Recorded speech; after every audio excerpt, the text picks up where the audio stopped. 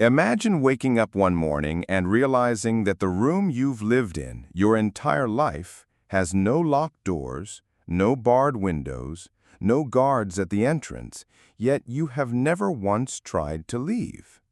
Why? Because you never questioned whether the walls were real. They were invisible, built not of concrete or steel, but of something far stronger: belief. Now pause and think.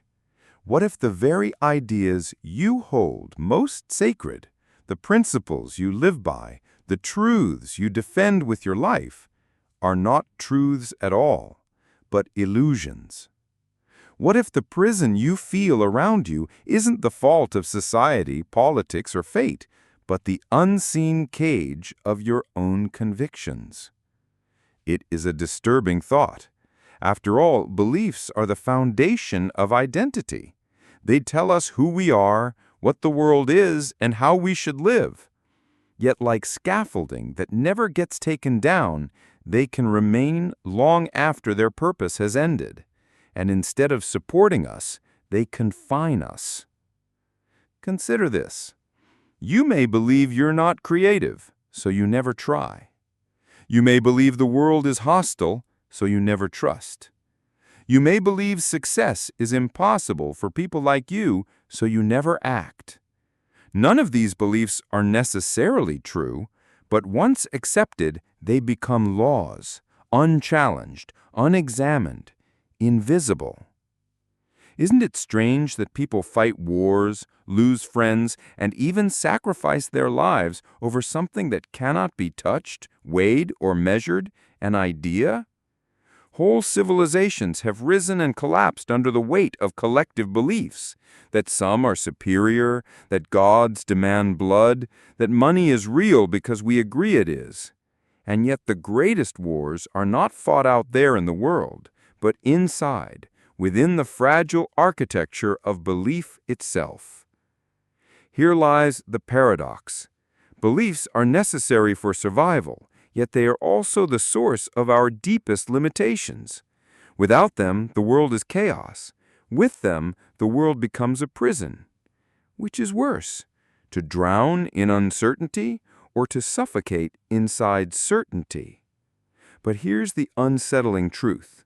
Most of your beliefs are not your own.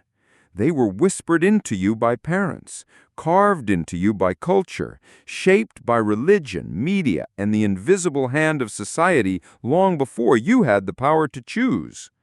You were born free, but taught obedience. You were born curious, but taught conformity. You were born limitless, but belief gave you borders. And so the question: if your beliefs create invisible prison walls, how do you know which beliefs liberate you and which enslave you? How do you tell the difference between a guiding star and a cage disguised as wisdom? Perhaps the most frightening part is this: you may never even realize you are trapped. Like a fish that cannot see the water, you move within your beliefs, convinced that the boundaries they impose are the edges of reality itself. To question them feels dangerous, even blasphemous, because stepping outside a belief system means dismantling part of yourself.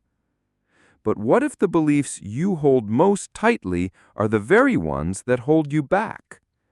What if freedom is not the discovery of new lands, but the courage to see the walls you've mistaken for the horizon? The invisible prison of belief is not built in a day. It forms slowly, layer by layer, until it becomes indistinguishable from life itself. The tragedy is not that we live within it, but that we rarely pause to ask, who built these walls, and do they still serve me? The ancient philosophers knew this problem well. Socrates claimed the unexamined life is not worth living. Buddha spoke of illusion as the root of suffering. Nietzsche warned that inherited values could become chains.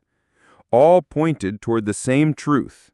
Until you question what you believe, you remain a prisoner, even if the door is wide open.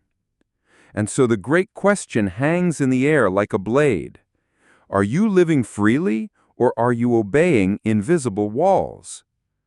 The silence that follows is not empty. It is an invitation. Because once you begin to ask this question, you cannot go back. You begin to notice the cracks in the walls, the faint outlines of structures you thought were unshakable. It is unsettling. It is terrifying. But it is also the first step toward freedom. And that is where we must go next, into the roots of the prison itself. Where do these invisible walls come from? Why do we cling to them even when they hurt us? And why is it so hard to live without them? At first glance, the struggle with our own mind appears to be about managing stress, stopping overthinking, or cultivating positive thoughts. But the deeper you look, the clearer it becomes that the problem is not merely about thoughts. It is about the relationship we have with ourselves. We live not only with our actions, but also with the constant echo of our inner dialogue. That dialogue, shaped by evolution, culture, trauma, and desire, forms a prison of subtle chains, invisible yet inescapable. The French philosopher Blaise Pascal once said that all of humanity's problems stem from man's inability to sit quietly in a room alone. His statement reveals a profound truth. Our minds rebel against stillness because silence forces us to confront what we usually run from: the emptiness within, the buried fears, the unresolved wounds. This is the essence of why escape is impossible. The mind is not a place we can simply walk away from. It is the very lens through which we experience reality. And when that lens is scratched, distorted, or clouded, the entire world appears that way. 1. The evolutionary trap. From a biological perspective, the human mind evolved to prioritize survival, not peace. Anxiety, hypervigilance, comparison, and even self-criticism served useful purposes in our ancestors' environment. The caveman who worried excessively about threats lived longer than the one who didn't notice the rustle in the bushes. The problem is that in the modern world, these same survival mechanisms misfire. Instead of lions and famines, our dangers are emails, deadlines, or the fear of failure. Yet the body reacts the same way. Fight or flight is triggered. Cortisol floods the system, and the mind spins in loops of imagined catastrophes. We are, in a sense, biologically programmed to be restless. Even when nothing is wrong, the mind scans for problems, invents enemies, and anticipates disasters. This means that no external achievement, money, status, or even love, can fully silence the evolutionary chatter. Peace requires something deeper than survival. 2. The psychological roots. Freud and Jung. Freud described the mind as a battleground between unconscious desires and the controlling forces of society. His idea of repression is central here. We bury what we cannot face, but repression does not erase, it distorts. The escaped thought returns in dreams, slips of the tongue, compulsions, or anxiety. Thus, even when you think you've left a part of yourself behind, it lingers, disguised, waiting. Carl Jung deepened this by introducing the concept of the shadow, the collection of traits, impulses, and fears we deny in ourselves. Jung argued that until we confront the shadow, it rules us from behind the curtain. The anger you refuse to acknowledge, the envy you suppress, the grief you hide, they all resurface, projected onto others or haunting you in unexplained moods. In this way, escape is not just difficult, it is impossible, because what you refuse to face becomes what controls you. 3. The existential weight. Sartre, Kierkegaard, and Dostoevsky. The existentialists push this further, pointing not only to psychological struggle, but also to the inherent condition of human existence. Jean-Paul Sartre argued that freedom itself is terrifying. With freedom comes responsibility, and with responsibility comes anxiety. The constant awareness that we are shaping our lives, yet we cannot escape the burden of choice. Kierkegaard called this angst, a dizzying confrontation with infinite possibility and inevitable death. Dostoevsky dramatized it in characters who sabotage themselves, unable to carry the unbearable weight of being conscious. The mind becomes both the gift and the curse, the gift of reflection, art, and self-awareness, but the curse of knowing too much about our fragility, our mortality, our loneliness. 4. The cultural reinforcement. Modern culture makes the prison tighter. Capitalism thrives on dissatisfaction. Advertising whispers, "You are not enough. You need this product, this lifestyle, this upgrade." Social media amplifies comparison, where every scroll becomes a reminder of what you lack. Even therapy and self-help, while often beneficial, sometimes reinforce the idea that the mind is a problem to be fixed, subtly deepening the cycle of self-rejection. Instead of learning to dwell with the mind as it is, we are taught to constantly fight, adjust, and optimize it. But the more we try to escape, the tighter the trap tightens. 5. The philosophical root, identity and illusion. Perhaps the deepest root lies in our mistaken identification with thought itself. We believe we are our thoughts. When shame whispers, "I am worthless," we accept it as truth. When fear screams, "I will fail," we collapse into it. But ancient philosophies, Buddhism, Stoicism, Vedanta, have long suggested that the mind is not the self, but a tool, a stream of passing phenomena. The problem is not the existence of thoughts, but our entanglement with them. In this sense, the hidden problem is not simply overthinking or anxiety. It is the illusion that the mind is the whole of who we are. The prison is not the walls, but the belief that there is no outside. 6. Why escape fails. Every attempt to escape, distraction, denial, achievement, intoxication, eventually collapses because it avoids the root issue. Distraction only works until the noise fades. Achievement brings fleeting highs, then a deeper hunger. Addiction numbs, then amplifies pain. Even spiritual bypassing, pretending to be above it all, often disguises avoidance. The mind cannot be escaped because the mind is not something external, it is the medium of existence itself. You cannot outrun your shadow, and you cannot silence your inner voice by force. To seek escape is to deepen captivity. When people sense that they cannot escape their own mind, they instinctively search for exits.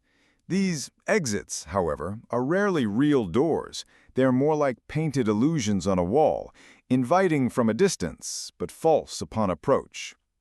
In modern society, we have perfected these illusions, turning distraction into an industry and avoidance into a lifestyle.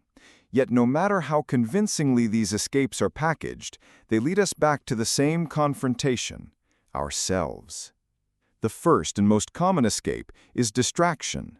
Screens, social media, endless notifications, these are not simply conveniences, they are manufactured sedatives for the restless psyche.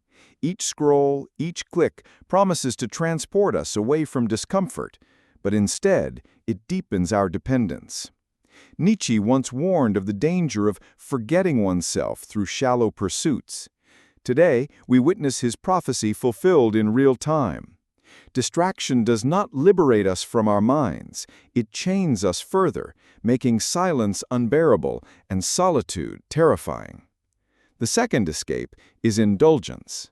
Many turn to consumption, foods, substances, entertainment, even the obsessive chase of pleasure. These are not inherently evil, but when used as anesthesia against the raw ache of existence, they corrupt. Dostoevsky captured this paradox. The human being desires freedom, but when offered it, he often prefers chains that glitter. Indulgence numbs the pain temporarily, but intensifies the hunger beneath, leaving the mind more restless than before. A third illusion is self-invention without depth. The modern world tells us that identity is fluid, that we can reinvent ourselves endlessly. While reinvention can be empowering, it can also become an escape from the deeper question, who am I beneath the roles, beneath the masks?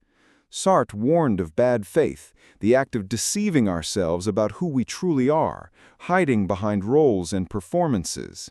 In this sense, modern reinvention often becomes another way to flee from the difficult work of confronting the authentic self.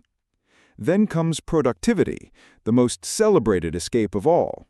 Modern life glorifies busyness as if constant motion equals purpose. We mistake motion for meaning. People work, hustle, grind, and climb, hoping the noise of progress will drown out the quieter voice of their unresolved psyche. But work, unchecked, can become a more dangerous opiate than idleness because it disguises avoidance as virtue. At its core, every failed escape reveals the same truth. You cannot step outside your own consciousness. The shadow waits behind the laughter at a party, behind the glow of a screen, behind the clinking of glasses, behind the applause of achievement. No external remedy can erase an internal reckoning. Carl Jung wrote, "One does not become enlightened by imagining figures of light, but by making the darkness conscious." The mind is not an enemy to be escaped, it is a labyrinth to be navigated. The more we run from it, the more lost we become within its corridors. True confrontation requires us to pause in the silence we fear, to sit with the discomfort we avoid, to allow the suppressed and unacknowledged parts of ourselves to rise. Modern illusions provide comfort, but they do not provide freedom. Escaping your mind is impossible, but understanding it, facing it honestly, is the beginning of liberation. If escape is impossible, what remains? The answer is deceptively simple and yet deeply challenging: integration. Instead of fleeing the mind, one must turn toward it. To find freedom, you do not run away from your thoughts, your fears, your shadow. You meet them, embrace them, and allow them to become part of the self. This is not resignation, it is transformation. The trap of avoidance and suppression has always been that it multiplies suffering. The individual who seeks to silence the voice of guilt, fear, or desire only creates a louder echo. Carl Jung's words, "What you resist persists," hold true. Every battle against the self strengthens the enemy. True liberation, then, requires not resistance, but dialogue. From fragmentation to wholeness. The human psyche is not a clean, orderly palace. It is a fractured landscape, often chaotic, sometimes terrifying. There are rooms we dare not enter, voices we pretend not to hear, desires we shamefully bury. But these hidden parts do not vanish. They influence choices, sabotage relationships, and color perception. Integration means bringing these fragments into the light. It does not mean approval of every impulse or indulgence in every desire. Rather, it means acknowledgement. To say, "This too is me. I am capable of love and cruelty, compassion and envy, creation and destruction." Only when these pieces are admitted into the whole can the psyche stop waging its civil war. Wholeness does not mean purity, it means reconciliation. Philosophy and the courage to see. Soren Kierkegaard argued that despair is not the absence of meaning, but the refusal to become oneself. To stand honestly before the mirror of the mind is to risk despair, for one will see not only greatness, but ugliness. Yet this confrontation is the very path to authenticity. Nietzsche's idea of the amor fati, the love of one's fate, demands that one embrace even the darkest aspects of life. Applied inwardly, it is a love of one's own mind, with all its contradictions and imperfections. Freedom is not in wishing away the self, but in affirming it completely. Modern practices of integration. Psychology, philosophy, and spiritual traditions converge here. Mindfulness teaches observation without judgment, to let thoughts arise and pass without clinging or fleeing. Psychoanalysis dives into the unconscious, urging us to uncover hidden motivations. Existential therapy emphasizes responsibility. One cannot escape the fact of choice, even if the choices feel unbearable. In a modern context, integration might look like journaling honestly, not only the noble, inspiring parts of life, but also envy, rage, and fear. Shadow work, writing letters to the parts of the self you most despise, seeking to understand their origin. Embracing solitude, not as punishment, but as the space where the mind reveals its true contents. Dialogue with others, sharing vulnerability, breaking the illusion that one's darkest thoughts are unique. The aim is not perfection, but familiarity. A known darkness is less terrifying than an ignored one. Beyond escape, toward freedom. When you realize you cannot escape your mind, you may at first feel imprisoned. But gradually, another realization emerges. If the prison is the self, then the key is also the self. By embracing the totality of one's mind, paradoxically, a new kind of freedom emerges. Not the freedom to run away, but the freedom to dwell fully within. Thoughts lose their chains when you no longer fear them. Memories stop haunting when they are accepted. Even the shadow, once feared as a monster, becomes an ally when seen as part of the whole. The true escape is not outward, it is inward. A journey through the labyrinth of the mind until one stands at the center, no longer searching for exits, but for understanding. After tracing the contours of our hidden struggle with the mind, its traps, illusions, and failed escape routes, we arrive at the essential question: what now? If we cannot outthink, outrun, or outfight the mind, then the solution must lie not in escape, but in integration. To live fully, we must stop treating the mind as an enemy and begin relating to it as a partner, flawed, unruly, and often misleading, but indispensable for the human journey. 1. The art of integration. Integration does not mean erasing the shadow, silencing intrusive thoughts, or dissolving the ego. Those fantasies only reinforce the cycle of resistance. Integration means recognizing that the mind contains both light and dark, wisdom and distortion, love and cruelty, and that all of these belong to us. Jung insisted that wholeness is not achieved by perfection, but by accepting our inner opposites. To integrate the mind is to stop running from its uncomfortable parts, and to stand still long enough to listen. This shift begins with awareness. Instead of trying to suppress anxiety, one observes it. Instead of masking envy with forced positivity, one acknowledges the sting of comparison. By naming these inner experiences without judgment, we defang them.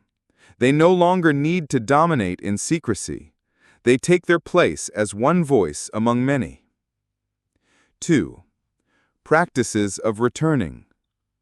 Integration is not just theory, it must be lived. Different traditions across history have offered ways of cultivating this relationship with the mind. Mindfulness, Buddhism. Sitting in stillness, One learns that thoughts come and go like passing weather. The self is not the storm, but the sky. Shadow work, Jung. By exploring dreams, projections, and creative expression, one encounters the disowned parts of the psyche. What was rejected can be reclaimed as fuel for growth. Stoicism, Marcus Aurelius, Epictetus. By focusing on what is within one's control, actions, attitudes, choices, one reduces the tyranny of endless mental noise about what cannot be changed. Existential practice, Sartre and Kierkegaard. Facing one's freedom with honesty, without hiding behind excuses, forces one to confront the anxiety of choice, but also to live authentically. Though different in form, these practices share a common aim: to reorient the individual from being passively dragged by the mind to actively engaging with it. 3. The courage of stillness.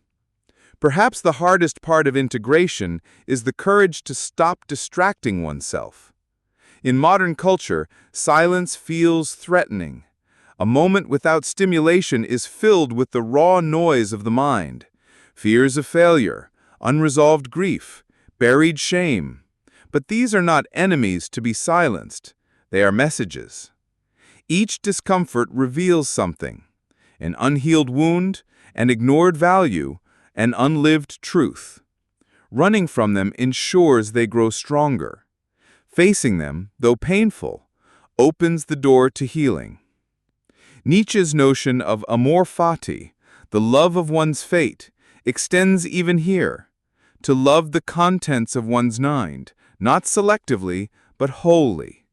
Not because everything inside is beautiful, but because everything inside is yours. 4. Toward wholeness. When one stops escaping, a paradox occurs. Freedom arises. Freedom not from the mind, but within it. You see thoughts arise, but you are no longer enslaved by them. You notice envy, but choose generosity. You feel fear, but still move forward. You witness despair, but do not collapse into it. Integration does not erase suffering, but it transforms the relationship with suffering, from adversary to teacher. In this way, life ceases to be about controlling or escaping the psyche, and becomes about deepening into it. The mind is not a prison, but a landscape, sometimes stormy, sometimes serene, always shifting.